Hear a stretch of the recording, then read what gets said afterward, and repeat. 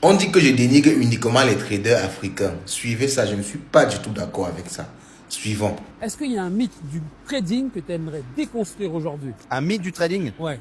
Pour gagner en trading, le mythe, c'est pas du tout de faire des gros coups.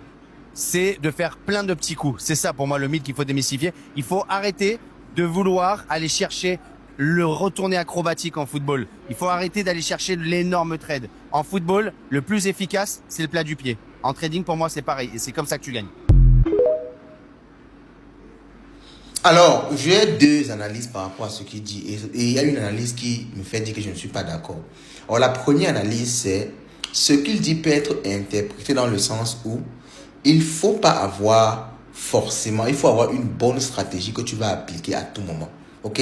Dans ce sens-là, je peux être d'accord. C'est-à-dire, tu as une stratégie bien rodée. Tu ne cherches pas à faire chaque fois des milliers de stratégies compliquées avec les suites de Fibonacci, des choses bizarres et très très compliquées là. Ok? Donc, tu arrives à avoir une stratégie qui est assez simple, mais que tu arrives à répéter plusieurs fois, qui est rentable pour toi dans le temps. Ok? Dans ce sens-là, je suis totalement d'accord avec lui.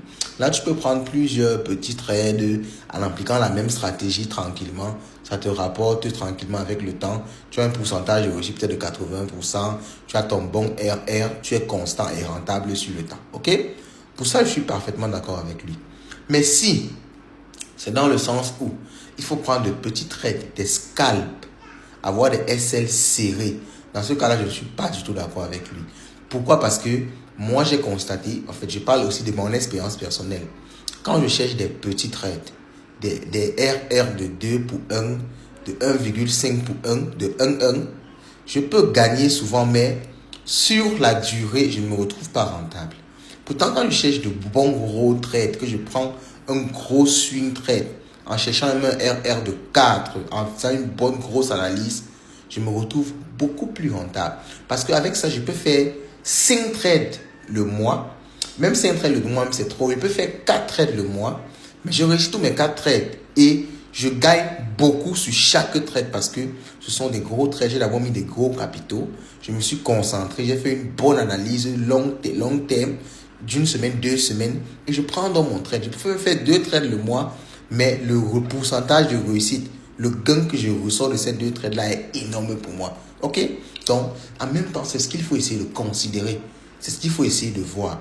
Parce que courir après de petits trades à longueur de journée, c'est dans ce sens-là, je suis totalement en désaccord avec lui. Moi, je crois qu'il faut plutôt prendre de bons gros trades avec une bonne analyse. Tu cherches un bon risk-reward, même de 4 pour 1, même de 3 pour 1. Et là, tu pourras te faire vraiment de l'argent. Si vous ne comprenez pas ce que je dis, ce n'est pas grave. Ok? Il y a un numéro là, vous écrivez. Vous aurez tout sur le trading. Ok? Parce qu'on parle beaucoup de trading ici.